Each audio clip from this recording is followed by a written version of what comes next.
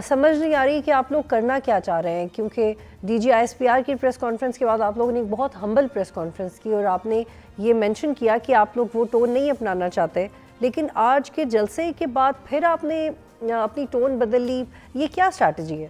دیکھیں، میں تو اس جلسے میں نہیں تھا، لیکن ظاہر ہے اس وقت جو زیادتیاں ہو رہی ہیں، جو خان صاحب کے ساتھ زیادتیاں ہو رہی ہیں، ان کے بہنوں کے ساتھ زیادتیاں ہو رہی ہیں، جو ان کو ملاقاتوں پہ پابندیاں لگ رہی ہیں، جو انسانی حقوق، بنیادی حقوق ہے اس کو نگیٹ کیا جا رہا ہے، تو ظاہر ہے پارٹی کو آپ کتنی دیر تک آپ دیوار سے لگا کے رکھیں گے اور ڈراتے رہیں گے کہ جی گورنر راج لگ جائے گا، یہ ہو جائے گا۔ بھائی لگ جائے تو کیا ہوگا؟ کہ ہم نے خود اپنی حکومتیں نہیں توڑی تھیں؟ ہمارے لیے تو حکومت کی کوئی اہمیت اس لیے نہیں ہے کہ ووٹ عوام نے دینا ہے۔ جب بھی الیکشن ہوں گے ووٹ عوام نے دینا ہے، پی ٹی آئی کو ملیں گے انشاءاللہ۔ آپ نے سب کچھ کر کے دیکھ لیا۔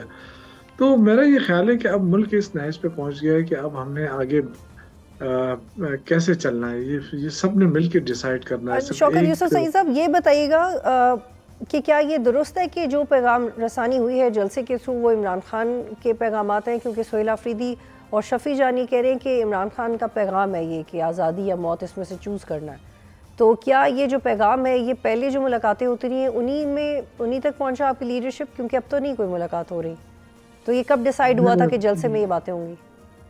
یہ تو شفیع جان صاحب کو پتا ہو، کیونکہ مجھے نہیں پتا ہے۔ اگر انہوں نے بات کی ہو تو ڈیفینیٹلی ہوئی ہوگی، میرے علم میں ایسی کوئی بات نہیں ہے۔ میں تو دیکھیں جو بیرسٹر گوہر صاحب جو لہجہ استعمال کر رہے ہیں وہ، لیکن بدقسمتی یہ ہے کہ حکومت نے ان کو بھی اہمیت نہیں دی نا۔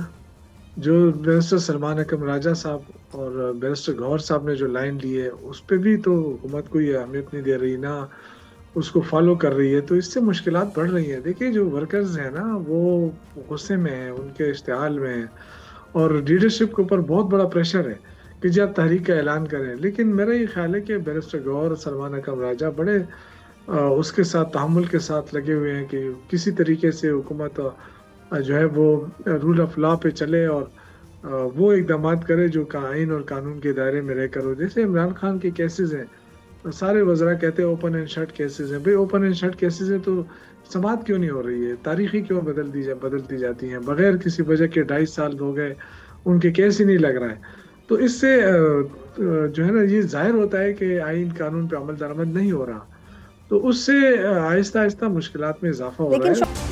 سبسکرائب کریں اور بیل دبائیں تاکہ کوئی خبر رہ نہ جائے۔